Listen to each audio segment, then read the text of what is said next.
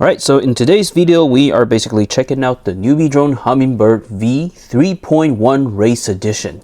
It is fantastic to see that manufacturers are actually pushing for lighter, more agile whoops for freestyle and racing.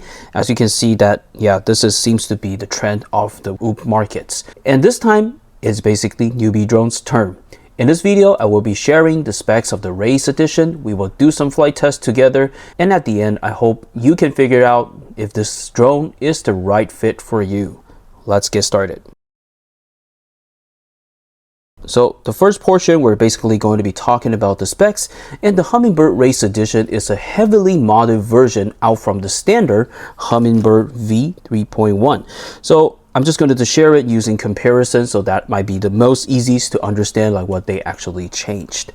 So they basically have the same core hardwares. You get the same identical camera, you get the same BLV3 5-in-1 board with the SPI based EOLAR's receiver built in, and the same VTX output power at 25 milliwatts. However, the difference is going to be lying in the frame, canopy, motors, battery plugs, and how they are applied onto the hardwares. Anyway, let's break it down one by one so you can understand what actually is the difference. So first up, the frame of the Race Edition has a lot of shaved out materials. You can see that it's very thin. The hardness still feels kind of the same, so it's not completely soft or whatsoever. So both versions is basically going to still be coming with the standard Newbeedrone like frame warranty. So if you break it, Newbeedrone is going to replace the frame, just the frame only. Okay, so basically, just to have a comparison, you can basically see in the footage that you can see that the Race Edition the frame is a lot thinner compared to the standard Newbeedrone Hummingbird. You can see even the sides, I think, the sides are not so much different, but I think just basically this portion and here. Yeah, so they basically shave off a lot from this. So yeah, pretty good. So by theory, the Race Edition, due to the shave weight and less material on the frame, it could potentially break a little bit easier, but since you have the warranty of the frame, so there's not much you should be worried about. Yeah. So next, the canopy. The Race Edition sports with a new lighter canopy like most of the rival brands, basically reducing weight by shaving out the side to sacrifice a little bit of protection. So interestingly, I noticed the Newbeedrone actually chooses to use like TPU instead of like a thinner PLA, like a thicker PLA that doesn't move like the rival brands. You can see that it's pretty soft, like wobbly like that. And let me bring out a Modulus 6. You can see that this is a little bit more harder. It doesn't like squish in. This one, you can squish it a little bit easier. This one, it doesn't. Initially, I thought this might cause the FPV footage in the goggles to shake due to the TPU being like really wobble during flights. But during my flight test, out of my surprise, it was like perfectly stable. I didn't see any shaky footage whatsoever, so I guess the softness actually works as damping. So it's actually pretty decent. Alright, next let's talk about the motors. So instead of the 0802 25,000 kV motors from the original version, the Newbeedrone Race Edition has kind of shrink the motor size a little bit smaller to the 0702, but boosted the kV to a 30,000 kV high, super high value. So this should be very powerful. And upon like checking with Newbeedrone to see why they made this decision is because they are saying that the 0702 should give better response, and also like the smaller diameter of the motor should allow even more airflow to go through the ducts, and ultimately this should give the quad a better performance in a sense. The next interesting part of the motors is instead of plugs from the original versions, you can see that we have thick plugs, we have wires that we have to plug into the flight controller. Now the Race Edition actually soldered all the wires directly onto the ESC. And additionally, if you look even closer, you can see that they're actually using vanished wires, which is a thin wire with a very thin coating that doesn't have like the regular rubber coating like this. You can see that if you use the rubber coating, you're going to have 3 wires going in, but right now, since it's basically vanished wire, so it's basically 3 thin like metal wires that goes directly onto the ESC, so you can see that only 1 wire is going in. So this should save a lot of weight. However, there is a thing that this might actually be very hard to repair in case you damage it. So something like a double sorted blade. So this one is definitely something you have to consider if you are not basically repair savvy. All right, so we're done with the motors, and another good upgrade is going to be the power plugs, and they finally decided to upgrade it to the A30 cable. So the original one has the PH 2.0, and right now this one has the A30. So basically A30 or the BT 2.0, they are basically interchangeable, and they should offer better power distribution from the battery of the quad comparing to the PH 2.0. But since all these rival brands like the Happy model or the Beta FPV are all using BT 2.0s or the A30, I don't think this is something that we should be surprised about. And also this is going to make your battery management a lot easier because you just have to own one type of battery. Okay, so basically that's about it for the specs of the Hummingbird Race Edition. Now let's take it outside and let's going to be doing some flight tests to see how it performs. Let's go. All right, so we're just going to be switching the scene to my front yard, and we're basically going to give it a quick rip to see what we actually got. I'm not going to be a very good pilot in a sense that it's going to be crazy freestyle, but I'm just going to try my best to push it to the limit so you can at least see what the performance is going to be. And as for the battery wise, we will be using the Beta FPV Lava battery to complete this test. All right, without further ado, let's plug it in and let's basically give it a go. Right, so it's kind of loose, so you might want to be careful with this. All right, let's give it a test, see how it's performing. All right, so the footage you're seeing right now, it's actually coming out from my SkyZone 040 Pro goggles, and this is a DVR.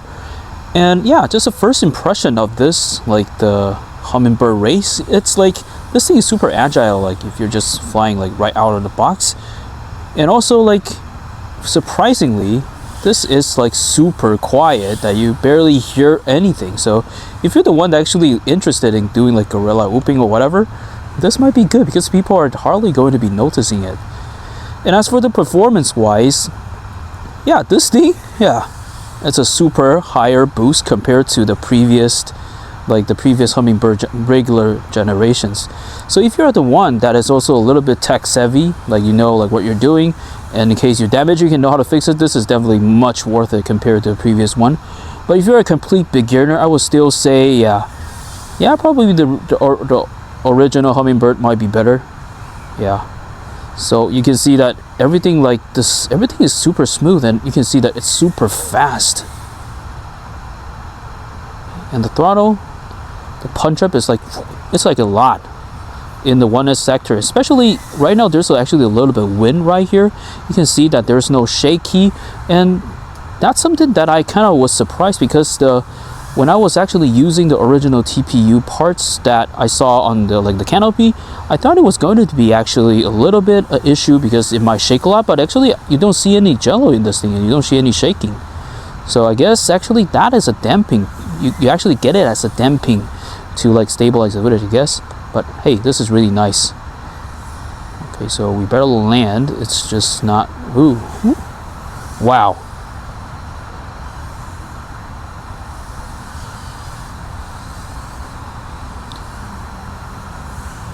And also like something to mention, I think the tuning, it's actually pretty good. Like I think it's even better than the previous one. Transmitter battery low. Okay, so everything is dying, so I better like drop it.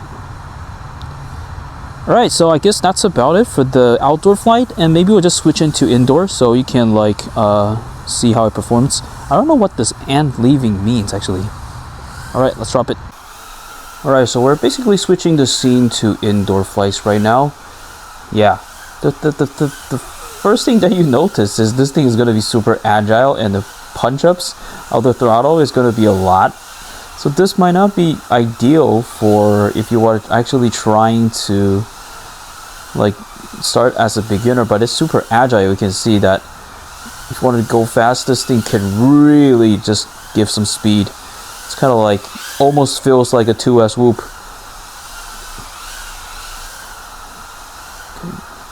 Another thing I wanted to mention is this thing, yeah, it's just ultra quiet. That it doesn't sound like it was like the motors is like it doesn't sound like there was a high pitched sound that kind of like, and even the crash doesn't sound like it was like a really high velocity. So you know that this thing is really very quiet. Okay, so I don't know why is it bouncing like that. Okay, here we go.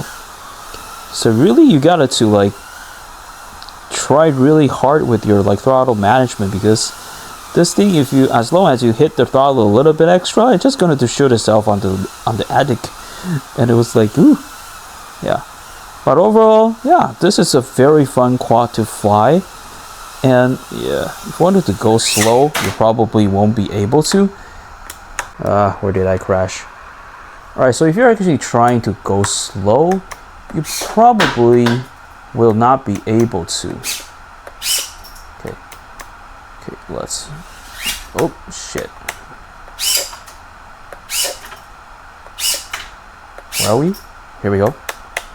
Okay, so if you wanted to go slow, if you want to just go slow by adjusting the camera angle, you probably will not be able to, because yeah, if you're gonna do that, you're gonna probably actually have to cut some of the the parts in order to get that. But so if you wanted to fly slow, the only method is kind of like look up like this. So it's not the ideal for beginners to practice, because you don't see like relatively where you're going. So this one is probably still not a beginner friendly quad, but yeah, but this is going to be perfect for like pro pilots, like a racer, like a freestyle pilot that, or like super power hungry. Yeah. I don't know what this leaves. And leaving. What do you mean? This is some weird OSD information. But anyway, yeah. Sometimes I kind of feel like I'm flying a 2S quad. Just like so fast, this thing.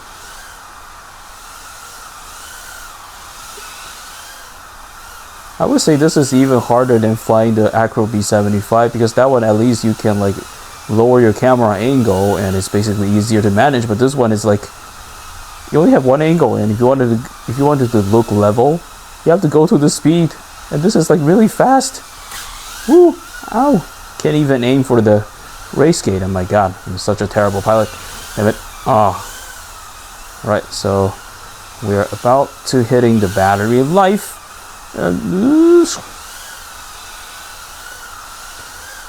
Ooh. Okay. Alright. Give me enough juice to drop. Alright. Then here. Alright, so basically that's about it for the indoor flights. And yeah, this is super fast, I have to say. I wasn't ready for it. But anyway, let's go back to the bench and let's briefly talk about some of my final thoughts. Alright, so we are back to the bench, and overall I was really impressed and was really happy with the Hummingbird Race Edition. I didn't expect that it actually performed so good, and also I just cannot stress enough that tuning is just spot on. Newbeedrone always nails that locked in feeling right out of the get-go, so yeah. Just unlike other whoops I reviewed that generally will still need some sort of tweaking before they become 99% perfect, at least for me. This one just flies basically perfect out of the box. I just cannot complain about the tuning. It's really good. So you can feel that Newbeedrone did actually spend some really quality time on the pit tunes, which is something I like to see, as it shows that they actually care about their user experience once they take it out of the box, not just selling it. This is actually something that is often lacking on the rival Chinese brands I have tested. Anyway, I would say that the good pit tune is going to be good enough reason for me to get the race edition already. But if you're just still not convinced, performance aside, let's just talk about the price. It is only selling at $89 US. And it is the cheapest ultralight 1S whoop available as of today. I think they're just seriously going head on with their competitors. I just don't know if they're actually going to be a lot of margin on this. So even though it is such a bargain, I will still recommend it more for seasoned pilots who already know how to fly and already have the skill to repair it if in need. For a complete beginner, this is still too complicated and relatively fragile. And I will say the regular Hummingbird V3 edition might be a better choice since it is more durable and easier to repair, as most of the stuffs are going to be on the plug, and it is assumed to be $5 cheaper since it's currently on sale. Alright, so basically that's my take on the Newbeedrone Hummingbird Race Edition, and if you wanted to check out the Newbeedrone Hummingbird V3.1 Race, below is going to be a link that is going to directly send you to the webpage. As for the first time setup guide for the Hummingbird V3.1 Race, and the regular edition, here is going to be a link for a step-by-step setup process. And if you'd like to view my review of the regular Hummingbird, check here. Alright, so basically that's about it for this video. Please subscribe and stay tuned. I will see you in the next video. Bye for now.